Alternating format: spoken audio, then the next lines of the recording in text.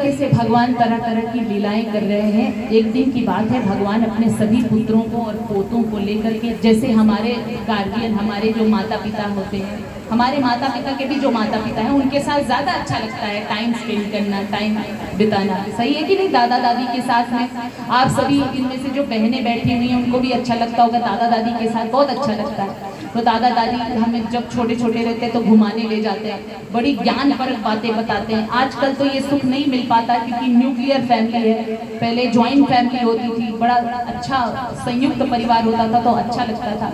आजकल तो आपस में पटता नहीं, आपस में बनता नहीं, क्योंकि प्रेम नहीं है ना। लोग धर्म को नहीं पकड़ रहे हैं, लोग धन को पकड़ते हैं।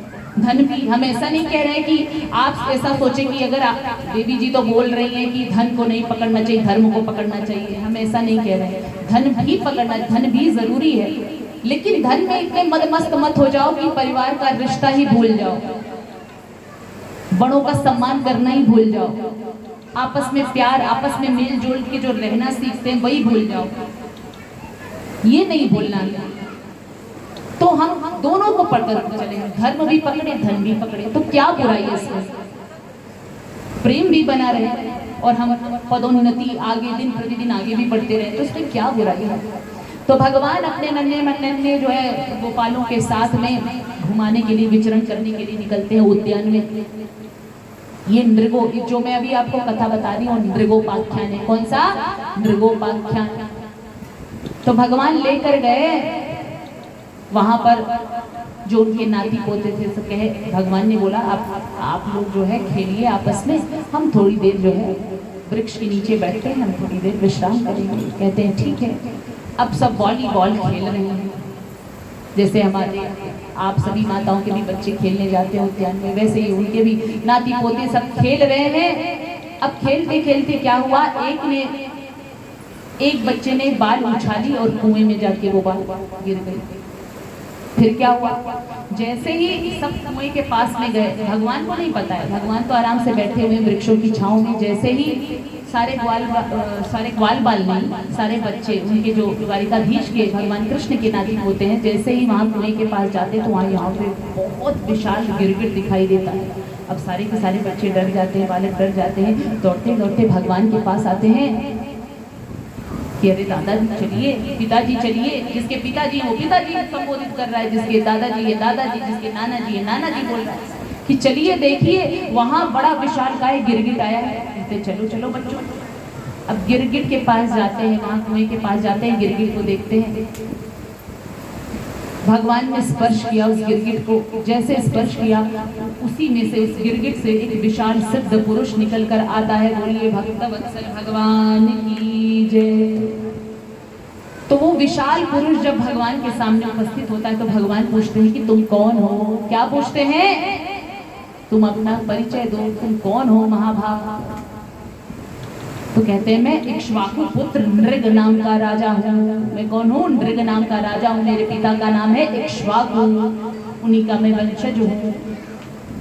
कहते हैं अच्छा, तो तुमने ऐसा कौन सा काम किया था भैया कि तुम्हें गिरगिट का रूप मिला? तो कहते हैं महाराज हो गया अनजान से मुझसे गलती, मैंने पाप तो नहीं किया, लेकिन अनजाने में, मेरे ना समझी में वो पाप हो गई मुझसे, जिसकी वजह से मैंने ये गिरगिट का वेश धारण किया। कहें कैसे? कहें भगवान आपने सुना ही होगा, मैं दानियों में भी मेरा नाम बहुत आगे आता है। मैंने इतनी गायों का दान किया है ब्राह्मणों को कि पृथ्वी की धूली कण को संभवतः गिना जा सकता है, लेकिन मैंने इतनी गैयाओं का दान किया है ब्राह्मणों को, उसकी कोई गिनती नहीं है। तो कहे जब इतने दानी हो तो मुझे तो लग रहा है कहीं ऐसे इधर उधर की गायों को तुमने दान में दिया होगा। नहीं नहीं महाराज, देसी गाय, और वो भी चांदी और सोने का, उनका जो होता है, जो सींग होता है, उस पर चांदी और सोने का मिढ़वा के उनको दिया है, ब्राह्मणों को दान किया है इतना मैंने। तो कहे तब क्यों गिरगिट बने हो? कहे महाराज एक दिन की बात है, मैंने एक संत को, एक ब्राह्मण पंडित को एक गैया दान दे दिया था, और उस गैया को पंडित जी अपने घर पर लेकर चले गए थे। तो हुआ क्या कि उनकी गैया भाग करके मेरी बाकियों की गैयाओं में आकर शामिल हो गई और मुझे इस बात का भान नहीं था। फिर दूसरे दिन एक दूसरे ब्राह्मण पंडित आए, ठीक है, दूसरे दिन दूसरे ब्राह्मण पंडित आए तो मेरे हाथ से ही मैंने वही गैया को उनको दूसरे पंडित को दान दे दिया जो पहले किसी और पंडित को दान दे चुका था। और इस बात का मुझे पता नहीं है क्योंकि भाई मेरे पास तो बहुत सारी गायें हैं, मुझे क्या पता चला।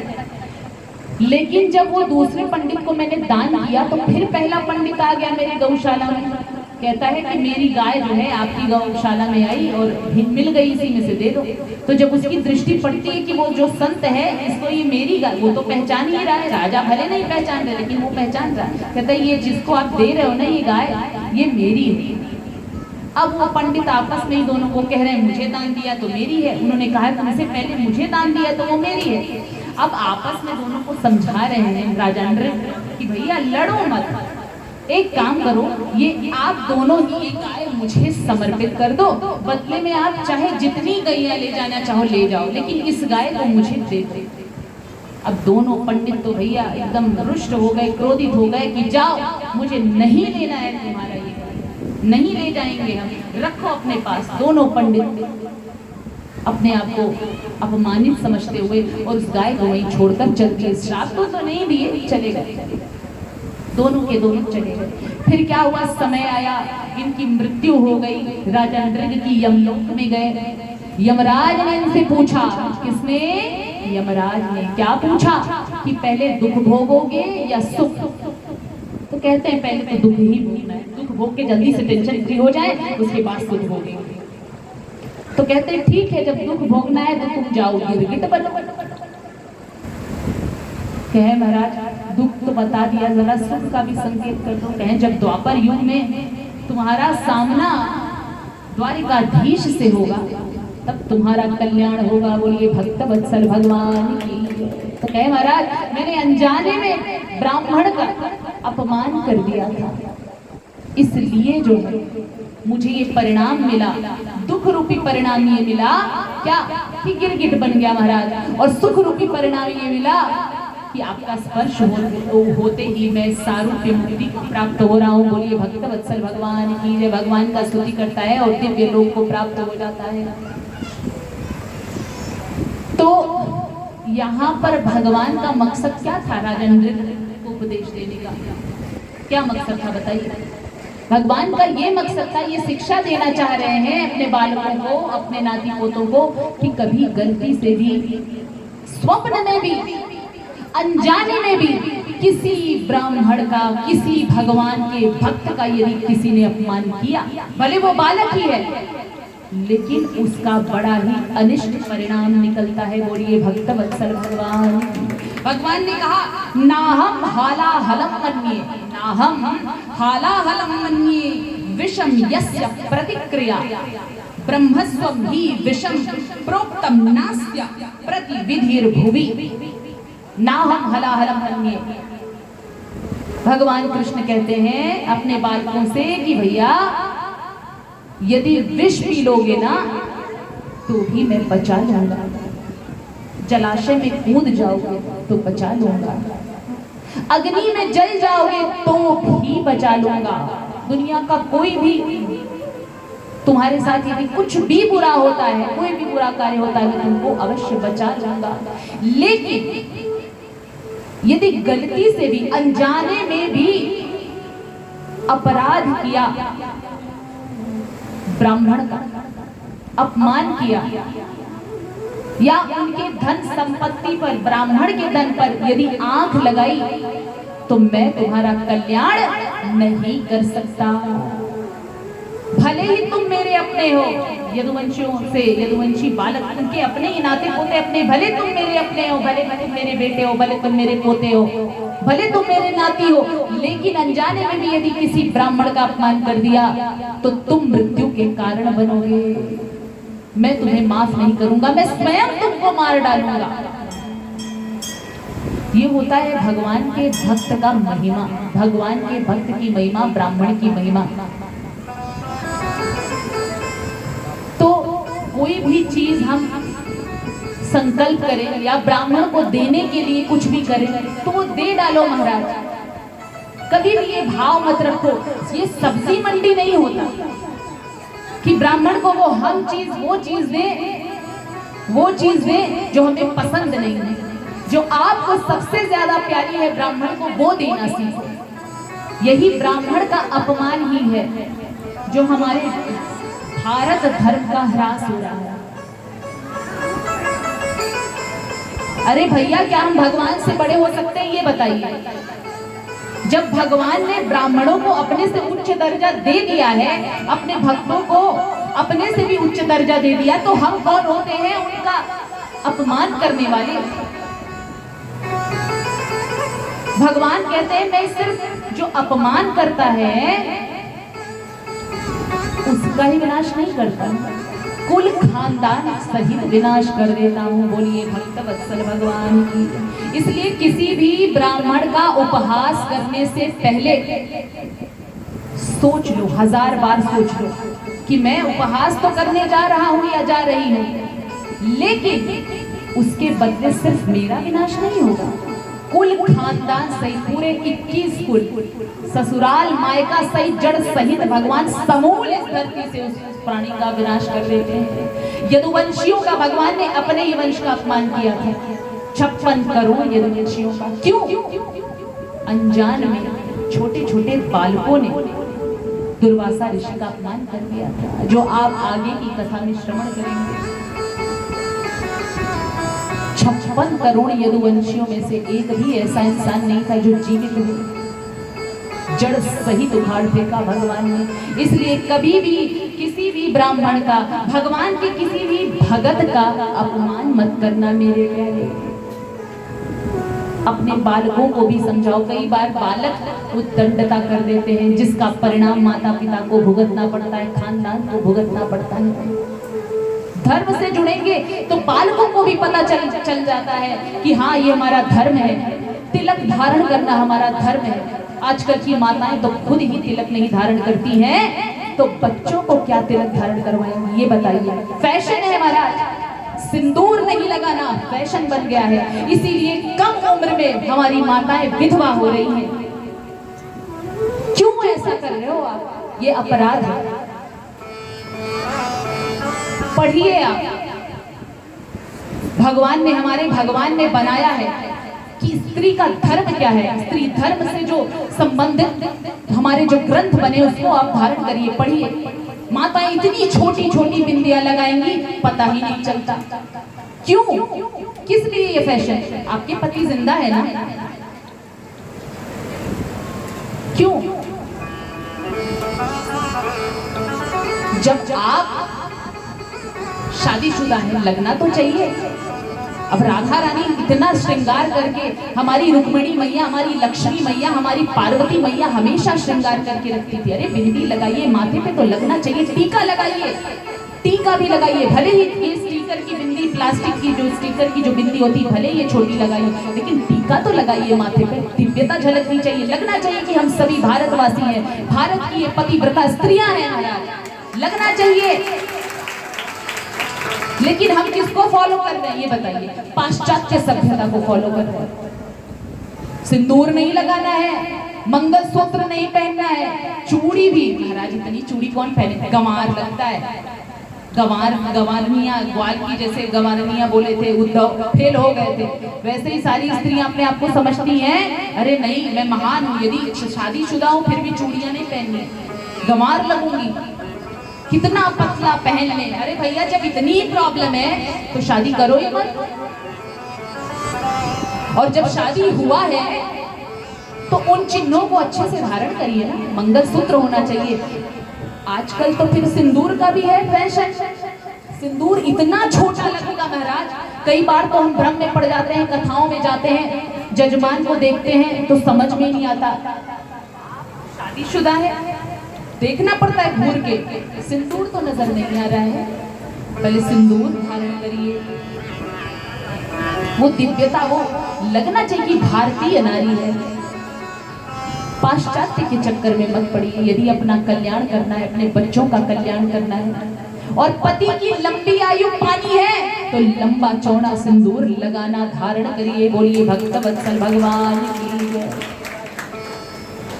माताएं अपने बच्चों को भी, पहली बात तो आज हम इस व्यासपीठ से अनुनय विनय करते हैं, टीका लगाइए, खुद को भी टीका लगाइए रोज, और टीका लगाकर भगवान जो अपने बच्चे हैं उनको भी, बच्चों को भी स्कूल में भेजिए। कई माताएं तो सोचती हैं इंग्लिश मीडियम स्कूल भेजती हूँ मैं अपने बच्चों को, सीबीएसई बोर्ड, आईसीएसई बोर्ड, महाराज इंटरनेशनल,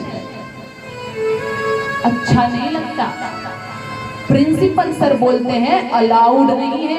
अब बताओ, भारतीय होकर भी, भारतीय हैं हम, क्या है भारतीय हैं, लेकिन हमको हमारा धर्म चिन्ह धारण करने का अधिकार नहीं है, तो वो उस स्कूल में भेजने का, उस विद्यालय में भेजने का मतलब क्या हुआ? सीधा कह दो भैया, यदि हमारे बच्चे यहाँ स्कूल में टीका लगा के नहीं आ सकते तो धन्यवाद हो तुम्हारे स्कूल का, दूर से ही उस स्कूल में भेजो ही मत। सारी देवियां खुद भी टीका लगाइए। इसका साइंटिफिक प्रूवन भी है कि तिलक लगाने से मन शांत होता है और कंसंट्रेशन कर पाते हैं बच्चे, ध्यान केंद्रित करने की क्षमता बढ़ जाती है। इतना ही नहीं, आत्मविश्वास, सेल्फ कॉन्फिडेंस भी बढ़ जाता है बच्चों का। ये विद्यार्थियों के लिए तो अति आवश्यक है। और जब इंसान के अंदर शांति रहती है, मन में जब शांति रहती है, तो क्या होता है इससे?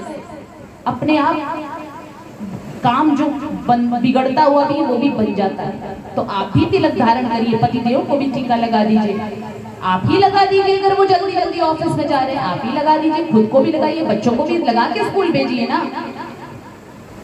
क्यों नहीं लगाना है? अरे फटी फटी जीन्स बच्चों को पहना सकते हो, तिलक धारण नहीं करवा सकते हो? तिलक धारण नहीं करवा सकते हो, शिखा नहीं धारण करवा सकते हो, यज्ञोपवीत धारण नहीं करवा सकते हो?